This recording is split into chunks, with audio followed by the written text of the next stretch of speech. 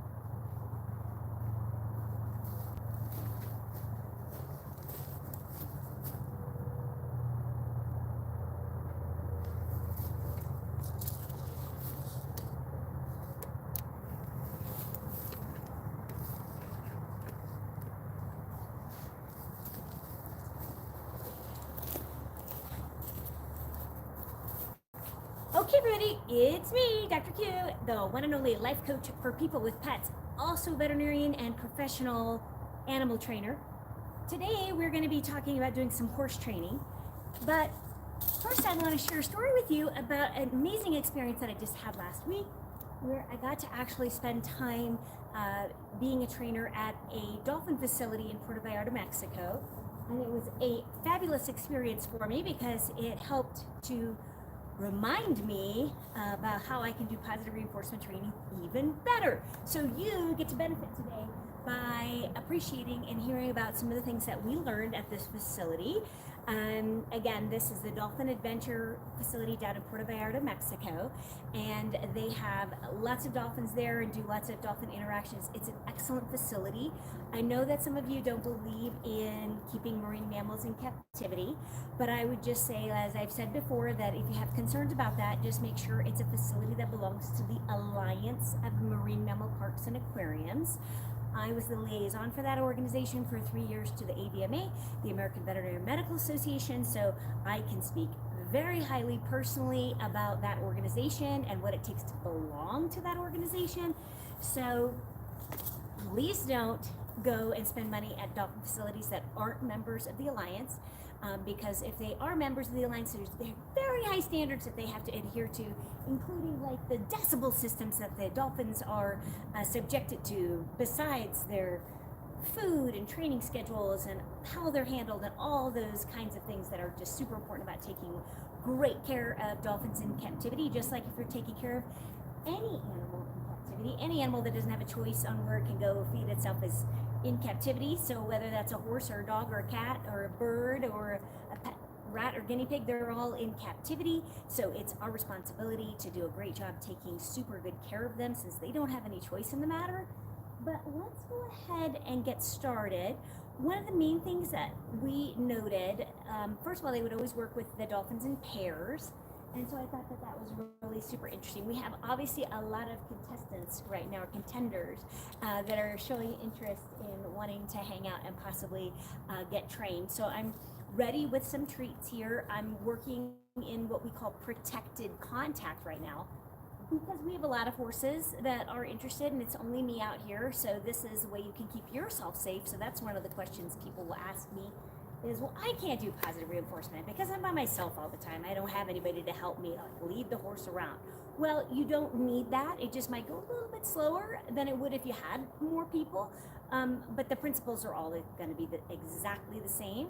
And so if you have any hesitations whatsoever or physical limitations, if you are unsteady on your feet, if we're talking about trying to interact with small children, anything like that, perhaps somebody that is in a wheelchair or needs some other assistance. The answer to all of that is working in what we call protected contact, just like they do with the dolphins, right? They are most of the time working with them from the side of the pool, not down in the water, and it helps keep the trainer safe. And also, it's a great test of the animal's ability to really show if they really want to be around you or not, because obviously there's no food here or a lot of motivation for them to be hanging out, but they know a training session is coming and they want to get started, so let's go ahead and get started. So the last couple of days, I've been mostly working with Oliver. He has been showing the most interest in wanting to train and interact. So you notice he's been a little bit sleepy right now. He's not coming all the way over here looking at me, so that's for sure. And then, I don't know if you can see in the background or not, but we have Caesar who's starting to make his unusual mouth movements that he does, and those are things that I don't really want to encourage too much. So we're just going to give him a moment to think about trying to maybe do something else. Oh, let's see. There you go. Now you can see him. Oh, thank you for saying they like our horses and our horse riding. And I brave and do a good job. Well, thank you for that. And so, yeah, so a couple of questions about who we are, what we are. I'll answer those really quick for some of the folks that are on the live right now. So I'm Dr. Gina Queston. I'm a veterinarian, and I'm also a professional animal trainer, technically a dolphin trainer. Because I'm an aquatic veterinarian, but all of these are rescue horses, most of them from all kinds of different situations, some wild Mustangs, some horses off the track. Like this horse would have been a racing horse if he didn't come here. This horse, who you may or may not be able to see, was a racing horse, and she raced for 51 times, which is absolutely astonishing over several years. And so if we didn't have her, she'd be off in a field somewhere having babies, but we like her here safer. And then this horse over here was actually a wild Mustang that was captured and brought into a holding pen, and then we got him through part of an auction. And there are stories about all of them are on our website, ResqRanch.org. And so I definitely encourage you to check any of that out, and certainly ask questions about anything that you might have that's animal related. That doesn't matter to me if it's dogs or cats, or we just rescued a couple of new lovebirds, so we have them. So any kind of animal. So first of all, let's go back to seeing who might want to interact.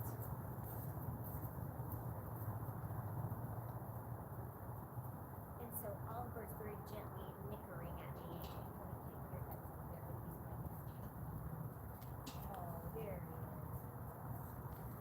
Boy. Okay, so good boy. So we're going to start with some easy targeting. Sometimes people don't understand why we do targeting with animals, and it's because it's just a stepping stone. It's just a form of communication. Once they know to follow the target, you can do all kinds of things with them, like lead them around, which I might be able to show you here shortly. Get them to say yes, or get them to say no, or all kinds of fun things like that that you can do once you have that communication piece between you and the animal about following the target. Okay, so we have another willing participant right here. Boy, good boy. So I'm going to click him. These guys are all clicker trained. Get him a little treat. So what I'm using are just little bits of carrot. Don't know if you can see that or not, but I took the time to cut up some carrots into small pieces before coming out here.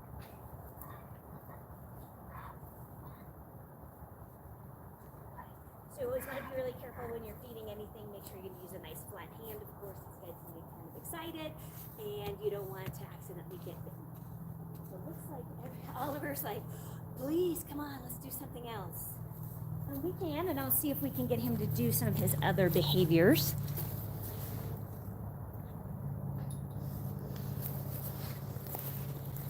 Okay, perfect. So he is trying to offer a behavior that we call hoof lift. So when you're working with horses, one of the things that you're going to need to do with them a lot is pick up their feet and clean them out, clean out their hooves.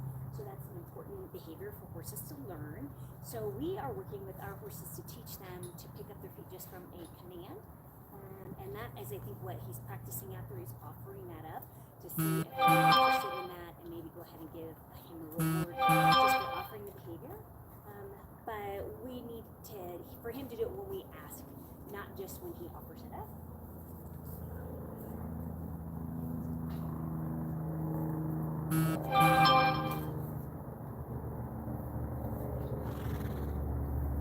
Okay, so if you'll notice, I asked him a couple of times, and then not only did he not do it, but he also turned his face away. So if you notice he turned his face away, that's a horse that says, oh, I either don't understand or I don't like it. It's very clearly communicating no. And so I'm going to respect that and back away and work with a different horse.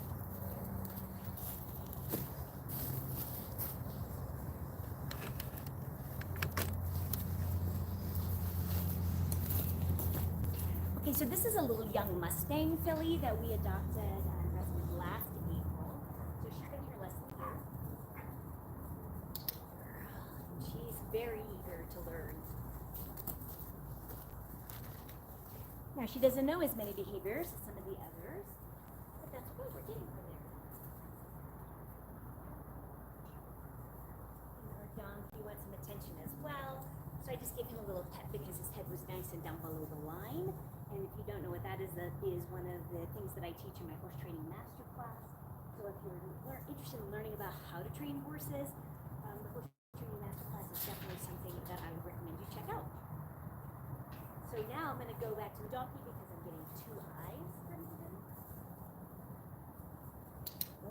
So that's how I decided which animal I was going to reward or give the opportunity to earn a reward, as the case may be.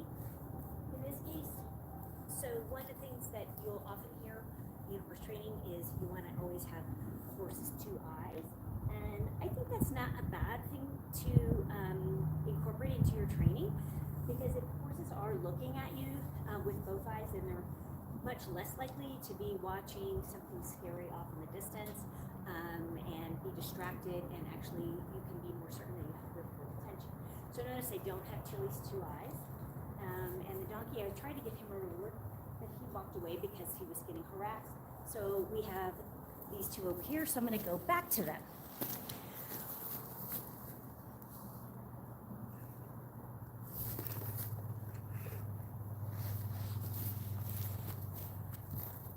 So that's one of the things with positive reinforcement training is that you want to break it up into little increments.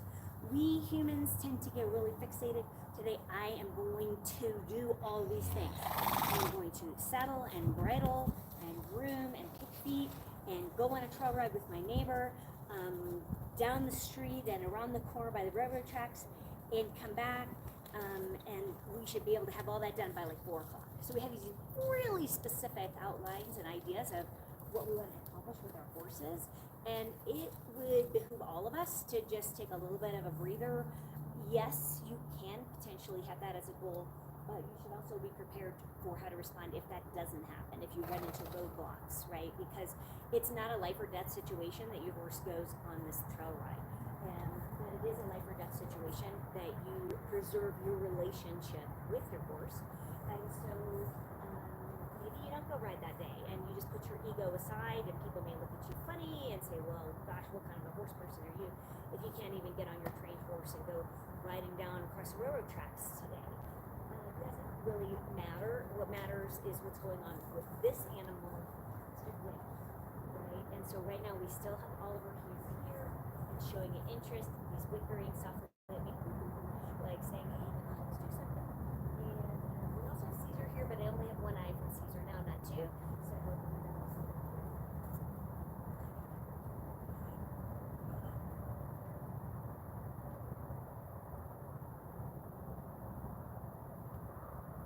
good boy, good boy. So what can we do with that behavior? We can teach all kinds of other things, like getting him to lift his upper lip so we can lift his teeth. But now remember, for those of you who do know anything about vegetarian if we always down low. So even though I was working on a behavior with him where his head was really high, when I reward him for that behavior, I'm not going to reward him with his head up high. We don't do that. We only reward with head down low. So we can test it over here.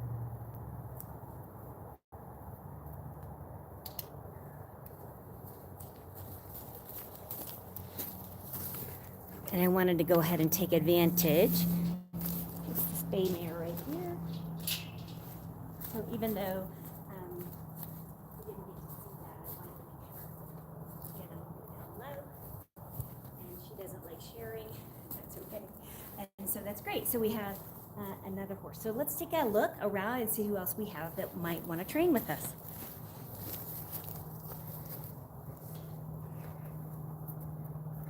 We have Blaze right here, who we just rewarded, and Natalia being a little baby pest bothering her. Chili was there, and then we have Rowan and Oliver and Caesar. So I'm going to leave it here for just a moment. Perfect. And so Caesar is playing with the chains and really wanting to get some attention. Yeah. So we're going to work with him just a little bit. For a couple reasons. One, because he's giving us quite a bit of sort of energy, asking for the opportunity to do something. But now, because I'm talking with you, he is being walked around by Oliver. So I have to take that into consideration, right? So you have to be very careful here because you don't want to reward Oliver for having bad and bully type behavior, because you do want everybody to be able to hang out next to each other and be nice and relaxed. His body language, I like much better now. He's putting his mouth through the bars better, right? So I like his body position, but he can offer only Caesar the opportunity to get a snack, because Oliver was trying to manipulate the situation just a little bit, if you could notice that. So I certainly don't want to encourage you to have that behavior. I like that he's still here. Oh, and I like that he didn't go back and bully Caesar again, which he could have done. And so I really want to take a moment to appreciate and thank him for agreeing to stand.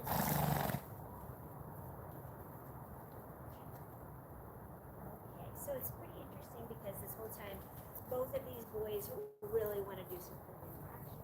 So this is how you know you're ready to take this horse to the next level. If we were going to go riding, at this point, the only two horses we would even think about riding would be these two, because of the way that they have demonstrated their willingness to want to hang out with us.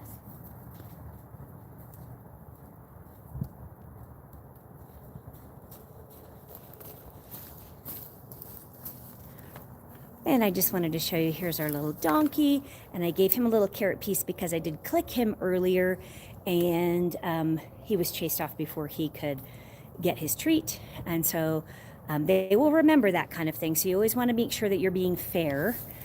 And so here we're going to go back and show you these guys. All right, so look, the black mare, we finally have two eyes. Yes. So now I can see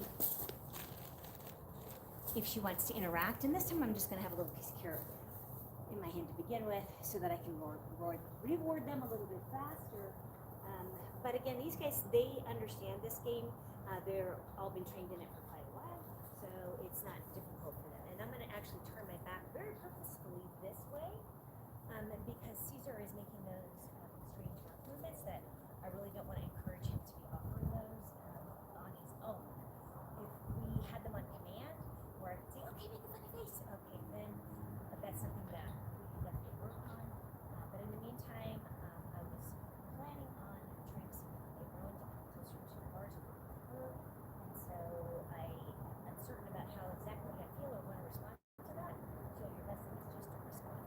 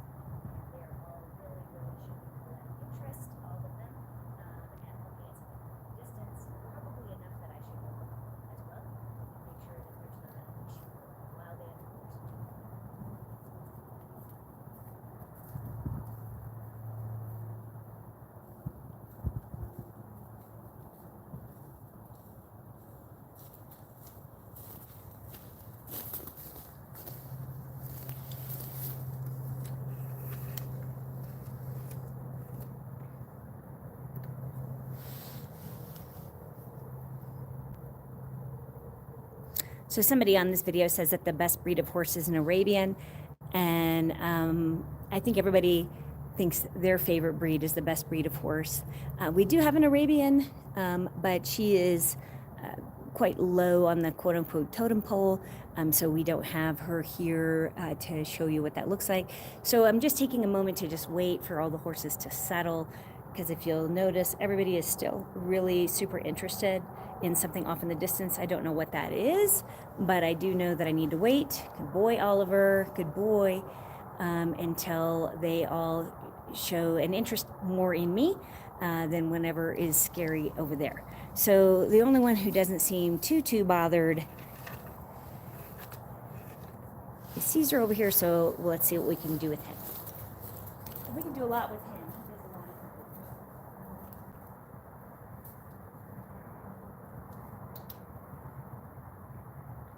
Notice how he came up to me with a lot of energy. I love that, right? I like for him to have good energy and want to be with me. Earlier, it was a little bit tough for him because Oliver was really crowding him and making him nervous. Whatever. So just let him distract.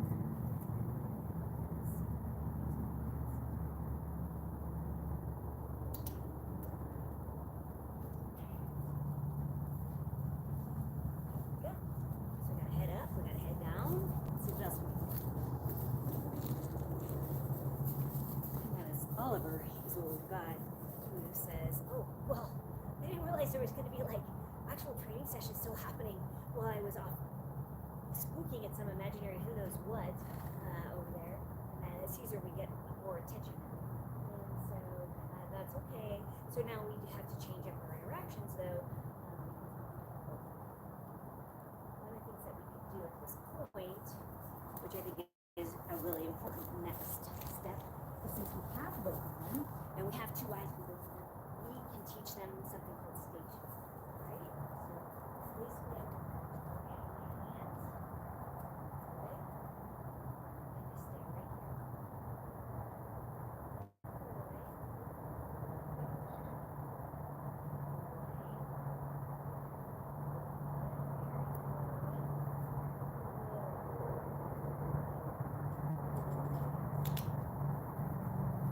So I liked that, and so that's something that we can then work on for duration, is a little bit longer period of time to get them to both just stand still, just basically with a hand command like that.